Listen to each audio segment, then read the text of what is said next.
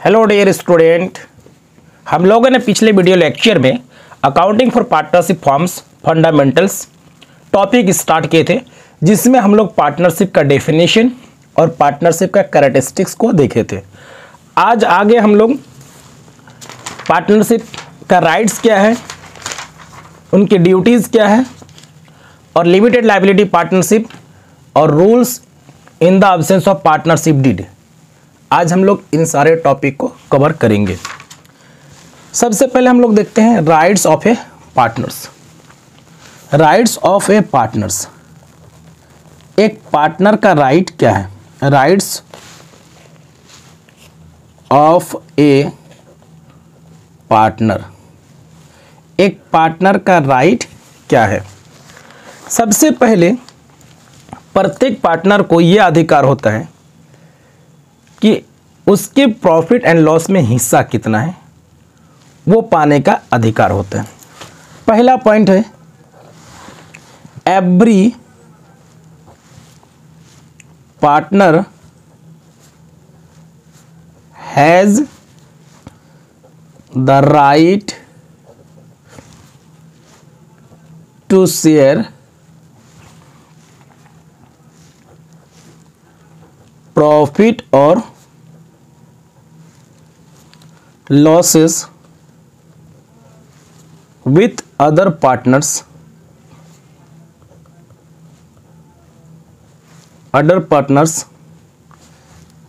in the agreed ratio.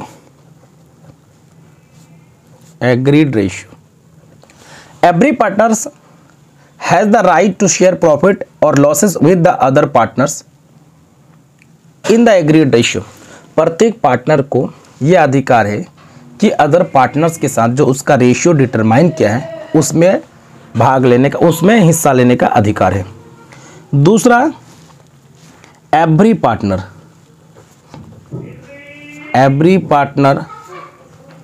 Has the right to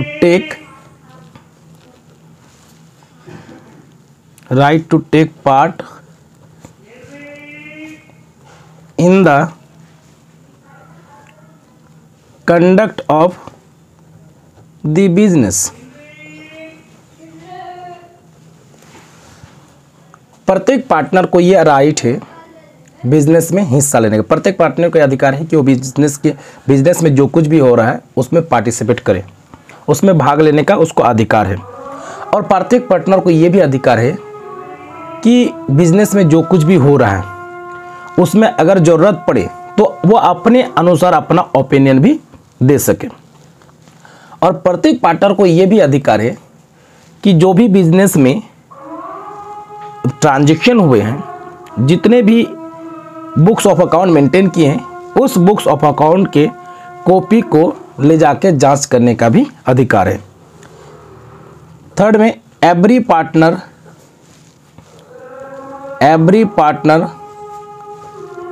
has the right to inspect and have a copy of the books of account. प्रत्येक partner को यह भी अधिकार है कि जो भी बुक्स ऑफ अकाउंट मेंटेन किया गया उसको एक कॉपी ले जाके अपने घर में जांच करने का भी अधिकार है, इंस्पेक्शन करने का भी अधिकार है। Every partner is the joint owner of the partnership property. और प्रत्येक partner, every partner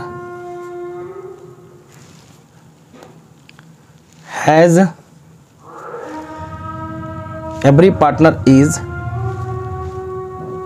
the joint owner of the partnership property.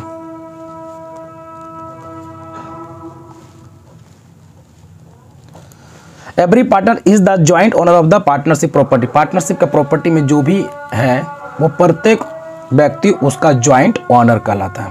प्रत्येक व्यक्ति को क्या कहते हैं, उसका हम ज्वाइंट ओनर भी कहते हैं। और जितने भी पार्टनर्स हैं उसके बगैर सहमति के कोई भी व्यक्ति शामिल नहीं हो सकता, या फिर कोई भी पार्टनर्स दूसरे न्यू पार्टनर्स को एडमिशन देने से वो मना कर सकता है। प्रत्येक पार्टनर को, every partner has a right to disallowed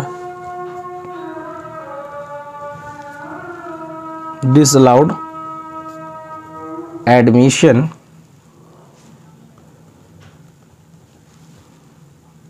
of a new partner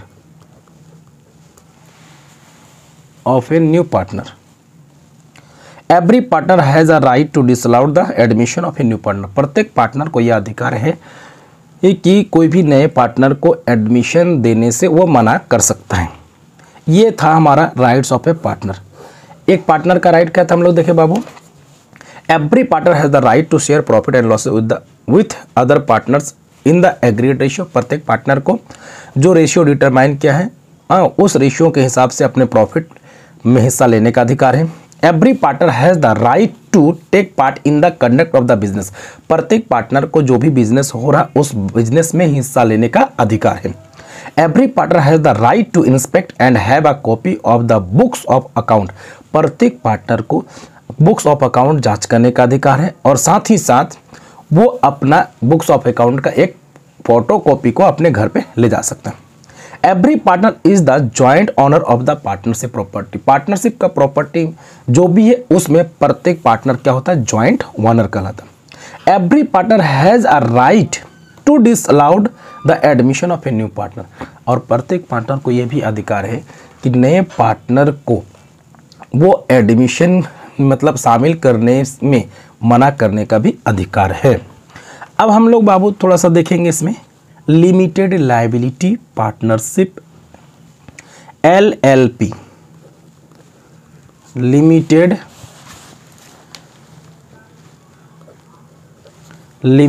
liability partnership, जिसको हम लोग शॉर्ट में कहते हैं LLP, limited liability partnership. Limited liability partnership को हम लोग देखते हैं कि लिमिटेड लायबिलिटी पार्टनरशिप है क्या। हमारे पहले इसमें इंडिया में चलता था इंडियन पार्टनरशिप एक्ट 1932, जिसमें पार्टनर्स का लायबिलिटी क्या था, वो अनलिमिटेड है। वो आज भी है बट पार्टनर्स का लायबिलिटी क्या था, अनलिमिटेड है। इस वजह से कोई भी पार्टनरशिप फॉर्म को करने के लिए रेडी नहीं होता था। इसी को देखते हुए एक नया एक्ट लाया गया जिसको हम लोग कहते हैं लिमिटेड लायबिलिटी पार्टनरशिप एक्ट 2008, जिसमें पार्टनर्स का जो लायबिलिटी होता है वो क्या होता है, लिमिटेड होता है। इसमें पार्टनर्स का लायबिलिटी लिमिटेड अनलिमिटेड नहीं होता है, क्योंकि पार्टनरशिप एक्ट 1932 में पार्टनर्स का लायबिलिटी क्या था, अनलिमिटेड। अनलिमिटेड मीन्स कि अगर बिजनेस में किसी भी तरह का लॉस हो जाए तो सारे पार्टनर्स को उसका बेयर करना पड़ेगा। फिर भी अगर नहीं बेयर कर पाए तो उसके घर की संपत्ति को बेच के भी पूरा करने पड़ेगा। इसलिए कहा था कि पार्टनरशिप में लायबिलिटी क्या है, अनलिमिटेड है। इसी को देखते हुए लिमिटेड लायबिलिटी पार्टनरशिप एक्ट 2008 लाया गया। तो जरा हम लोग देखते हैं कि लिमिटेड लायबिलिटी पार्टनरशिप के एक्ट क्या है। The limited liability partnership LLP in India came into existence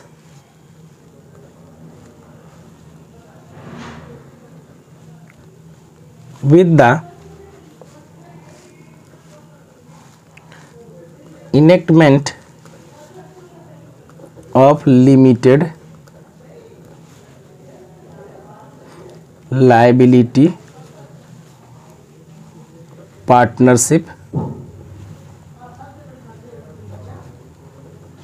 act 2008। Limited liability partnership in India came into existence with the enactment of limited liability partnership act 2008। India में जो partnership act लाया गया वो किसके तहत? Partnership act 2008 के तहत, जिसमें पार्टनर्स का लायबिलिटी क्या है? लिमिटेड है। इसमें पार्टनर्स का लायबिलिटी क्या होता है? लिमिटेड होता है। अब इसका हम लोग थोड़ा बहुत नेचर को समझ जाते हैं बच्चे। नेचर को क्या है कि nature of limited liability partnership का जो कहा जाए तो ये एक कॉरपोरेट बॉडी है, ठीक है, जो कि वो 2008 के तहत रजिस्टर्ड किया जाता है। इसका सेपरेट लीगल एंटिटी होता है और ये परपेचुअल सक्सेशन होता है। इसका सेपरेट लीगल एंटिटी होता है। सेपरेट लीगल एंटिटी मीन्स क्या होता है? इसमें पार्टनर्स और पार्टनरशिप फॉर्म और मेंबर्स दोनों क्या होते हैं? अलग अलग होते हैं और ये कभी बंद नहीं होता। ये परपेचुअल सक्सेशन है, ये हमेशा चलता जाता है, ठीक है। लिमिटेड लायबिलिटी पार्टनरशिप क्या होता है? हमेशा चलता जाता है।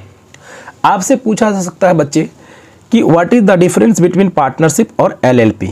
थोड़ा सा बच्चे इसको आप लोग देख लेंगे, कवर कर लेंगे। अब हम लोग आगे चलते हैं पार्टनरशिप डीड के बारे में कि पार्टनरशिप डीड होता क्या है। पार्टनरशिप डीड, पार्टनरशिप डीड, इसको हम लोग हिंदी में कहते हैं साझेदारी संलेख। साझेदारी संलेख। पार्टनरशिप डीड क्या है? पार्टनरशिप डीड जो है ना, एक कुछ नहीं, एक डॉक्यूमेंट है जिसमें क्या होता है? एक रिटन डॉक्यूमेंट है जिसमें टर्म्स एंड कंडीशन लिखा हुआ रहता है। किसका? एग्रीमेंट जो भी होता है उसका टर्म्स एंड कंडीशन लिखा रहता है। पार्टनरशिप डीड क्या है? ये एक रिटन डॉक्यूमेंट है जिसमें किसी भी का मतलब जो एग्रीमेंट होता है उसका टर्म्स एंड कंडीशन लिखा रहता है। हम लोग इसको कहेंगे a written document, a written document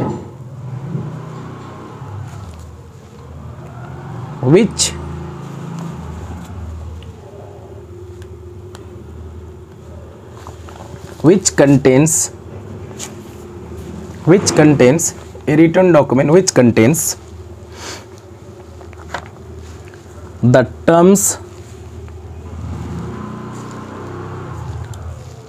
terms of agreement is called partnership deed.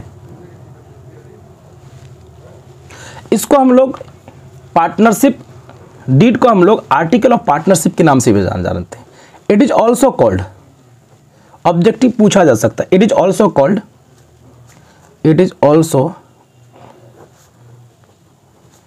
Called article of partnership. Partnership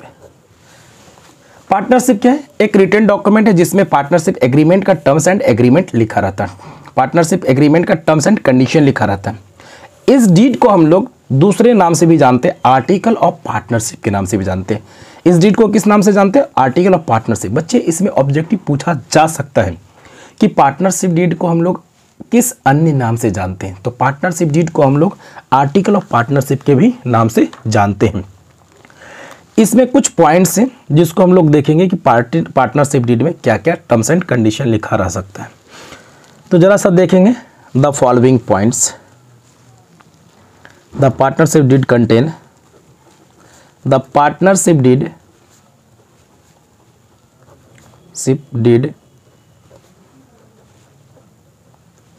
contain the following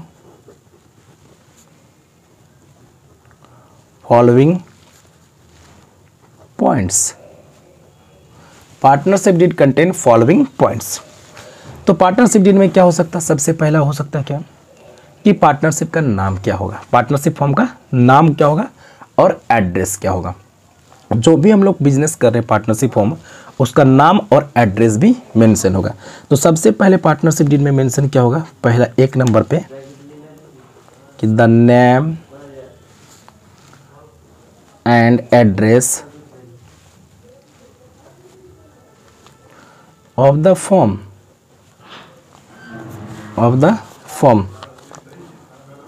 form का नाम क्या है और फॉर्म कहाँ एस्टेब्लिश है, उसका नाम और एड्रेस। दूसरा क्या होगा, जब हम लोग नाम एंड एड्रेस हो गया तो बताइए इसमें पार्टनर्स कौन कौन से होंगे और उसका एड्रेस क्या होगा। तो इसका मतलब क्या होगा, names and addresses of the partners. Name and address of the partners. जब हम लोग को ये पता चल गया कि फॉर्म का नाम क्या है, फॉर्म कहाँ हो रहा चल रहा है, फॉर्म कहाँ इस्टेब्लिश होगा, उसका नाम हो जाएगा। उसके बाद हम बताएंगे कि इसमें डीड में कि पार्टनरशिप का मतलब पार्टनरशिप में कितने कौन कौन होंगे, उसका नाम क्या है और उसका एड्रेस क्या है। उसके बाद जब ये पता चल गया तो बिजनेस जो होगा, पार्टनरशिप बिजनेस, वो किस नेचर का होगा, वो किस टाइप का होगा और उसका पर्पस क्या होगा। तो the type and nature of the business, the form to do. The type and nature of the business, the form to do. Nature, form का नेचर क्या होगा और फॉर्म किस पर्पस से बिजनेस करेगा। और प्रत्येक पार्टनर, जो पार्टनर है उन्होंने कितना रुपया लगाया, ये भी चीज़ डीड में मेंशन होनी चाहिए। तो amount of capital to be contributed by each partner। प्रत्येक पार्टनर के द्वारा कितना कैपिटल का कंट्रीब्यूशन किया जाएगा वो भी मेंशन होनी चाहिए। अब पार्टनरशिप जब बना, अब सभी पार्टनर्स ने तो कैपिटल लगाया, अब उस कैपिटल पे इंटरेस्ट अलाउड होगा या नहीं होगा वो भी क्या होनी चाहिए, मेंशन। इंटरेस्ट ऑन कैपिटल, इसमें इंटरेस्ट अलाउड होगा या नहीं होगा, अगर होगा तो किस रेट से होगा, ये पार्टनरशिप डीड में मेंशन। उसके बाद ड्राइंग्स, अगर कोई पार्टनरशिप डीड में क्या लिखाएगा, ड्राइंग्स के मीन्स क्या है कि अगर कोई पार्टनर है तो उसको बिजनेस से कितना पैसा निकालने का अधिकार होगा। ठीक है, how much the amount partners are entitled withdraw for personal use. कोई भी पार्टनर कितना रुपया अपने पर्सनल यूज के लिए निकाल सकता है। अब जब पार्टनर्स ने बिजनेस से पर्सनल यूज के लिए पैसा निकाला, उस पे इंटरेस्ट चार्ज होगा या नहीं होगा, अगर होगा तो उसका रेट क्या होगा, वो भी पार्टनरशिप डीड में मेंशन होनी चाहिए। इंटरेस्ट ऑन ड्राइंग्स, अगर कोई पार्टनर्स ने पर्सनल यूज के लिए कुछ बिजनेस से पैसा निकाला, अब उस ड्राइंग्स पे फॉर्म के द्वारा इंटरेस्ट चार्ज किया जाएगा या नहीं जाएगा, अगर किया जाएगा तो वो किस रेट से किया जाएगा वो भी मेंशन होनी चाहिए। और सारे पार्टनर्स के बीच प्रॉफिट शेयरिंग रेशियो क्या होगा, प्रॉफिट शेयरिंग रेशियो, ये भी डीड में मेंशन होनी चाहिए। प्रॉफिट शेयरिंग रेशियो क्या होगा, इक्वल होगा या कैपिटल रेशियो होगा या और कोई भी रेशियो हो, वो भी मेंशन होनी चाहिए। अगर कोई पार्टनर एक्स्ट्रा काम करेगा तो उस पार्टनर को सैलरी या कमीशन दिया जाएगा या नहीं दिया जाएगा, ये सारा मेंशन पार्टनरशिप डीड में होनी चाहिए। अगर कोई पार्टनर एक्स्ट्रा काम करता है उस पार्टनर को सैलरी दिया जाएगा या नहीं दिया जाएगा, वो भी मेंशन होनी चाहिए। अब उसके बाद नेक्स्ट में कि गुडविल जो होगा ना, पार्टनरशिप फॉर्म में जो गुडविल होगा, उस गुडविल को कैलकुलेट करने का मेथड क्या होगा। ठीक है, और अकाउंटिंग पीरियड क्या होगा, पार्टनरशिप फॉर्म का अकाउंटिंग पीरियड क्या होगा। Accounting period of the form, partnership form का अकाउंटिंग पीरियड क्या होगा, वो कैलेंडर अपनाएंगे या फिर फाइनेंशियल ईयर अपनाएंगे। कैलेंडर ईयर का मतलब वो ईयर जो 1 जनवरी को स्टार्ट होता है और 31 दिसंबर को एंड होता है सेम ईयर में। और फाइनेंशियल ईयर का मतलब वो साल जो वो ईयर जो स्टार्ट होता है 1 अप्रैल को एंड एंड होता है नेक्स्ट ईयर के 31 मार्च को, उसको हम लोग फाइनेंशियल ईयर कहते हैं। अब उसके बाद कि पार्टनरशिप का ड्यूरेशन क्या होगा वो भी इसमें मेंशन होनी चाहिए।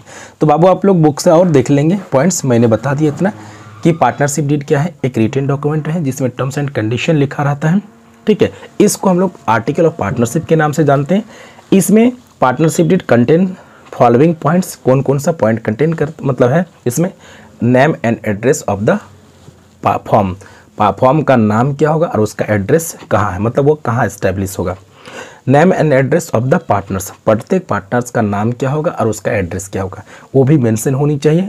और वो जो बिजनेस करेगा वो किस नेचर का होगा, ठीक है, और किस पर्पज से करेगा और कितने पार्टनर्स, मतलब कौन कौन पार्टनर्स कितना कैपिटल इंट्रोड्यूस करेगा वो भी मेंशन पार्टनरशिप डीड में होनी चाहिए। ये चीज़ यहाँ तक हम लोग का कंप्लीट। और एक बिहार बोर्ड में बच्चे ज़रा ध्यान देंगे, बिहार बोर्ड में सुपरहिट ऑब्जेक्टिव इस पॉइंट से पूछता है बहुत ज़्यादा। अभी जो मैं बताने जा रहा हूँ वो पॉइंट को एकदम आपको एनी हाउ रिमेंबर करना है, एनी हाउ याद कर लेना होगा, क्योंकि इससे ऑब्जेक्टिव रहना ही रहना। इस बार तय है कि एक ऑब्जेक्टिव इसमें से पूछेगा, इससे बाहर नहीं जाएगा निश्चित तौर पर। एक ऑब्जेक्टिव अगर आप इस चीज़ को याद कर लेंगे तो एक ऑब्जेक्टिव आपका फिक्स्ड हो गया। In the absence of partnership deed, अगर कोई भी डीड नहीं बना है, डीड बना तो डीड के अनुसार काम करेंगे। अगर कोई डीड बना ही नहीं, in the absence of partnership deed, अगर कोई पार्टनरशिप डीड बना ही नहीं, in the absence of partnership deed, partnership deed के अभाव में, इसको हम लोग हिंदी में कहते हैं साझेदारी संलेख के अभाव में। जब कोई साझेदार नहीं बना है, साझेदारी नहीं बना है तो इसके अभाव में क्या होता है, इसके अभाव में यानी in the absence of partnership deed, partnership deed के अभाव में पार्टनरशिप एक्ट 1932 अप्लीकेबल होता है। अगर कोई पार्टनरशिप डीड बना नहीं तो पार्टनरशिप एक्ट 1932 अप्लीकेबल होगा। तो पार्टनरशिप एक्ट 1932 में क्या कहा है वो हम लोग देखेंगे। एकदम बच्चे याद कर लेना, in the absence of partnership deed, partnership deed के अभाव में सबसे पहला कि profit sharing ratio, profit sharing ratio, profit sharing ratio. तो बच्चे क्या होगा प्रॉफिट शेयरिंग रेशियो, याद रखेंगे ये इक्वली होगा। In the absence of partnership deed profit sharing ratio equally. Interest on capital, interest on capital not paid, interest on capital नहीं दिया जाएगा। Interest on drawings, interest on drawings not charged, interest on drawings not charged. Salary और commission, salary और commission to a partner, एक partner को salary और commission भी नहीं दिया जाएगा। Not paid. In the absence of partnership deed में एकदम आपको याद कर लेना बच्चे, एकदम एनी हाउ आपको याद करना है। प्रॉफिट शेयरिंग रेशियो इक्वली होगा, interest on capital not paid, interest on drawings not charge. Salary या commission to a partner not paid, salary और कमीशन भी नहीं दिया जाएगा। लेकिन ये ऑब्जेक्टिव इस बार यूनिवर्सिटी में पटना बिहार बोर्ड में एकदम बिल्कुल रहेगा। क्या? Interest on loan, interest on loan. तो बाबू आप लोग को मालूम है जब कोई डीड नहीं बना, interest on loan 6% per annum के हिसाब से दिया जाएगा। इंटरेस्ट ऑन लोन, लोन पे कितना परसेंट इंटरेस्ट दिया जाएगा? 6% पर एनम। इसको कभी लिखेगा इंटरेस्ट ऑन लोन का स्थान पे loan and advance, loan and advance. तो बच्चे इसको हम लोग एकदम याद कर लेंगे कि in the absence of partnership deed, partnership deed के अभाव में प्रॉफिट शेयरिंग रेशियो इक्वली होगा। Interest on capital not paid, interest on drawings not charge, salary या कमीशन पार्टनर्स को नहीं दिया जाएगा और इंटरेस्ट ऑन लोन 6% होगा। सिर्फ 6% के हिसाब से। बच्चे इसको एकदम याद करेंगे, बिहार बोर्ड में इससे ऑब्जेक्टिव आना तय है। और अगर आपको वीडियो अच्छे लगे तो लाइक करेंगे और शेयर करेंगे। धन्यवाद।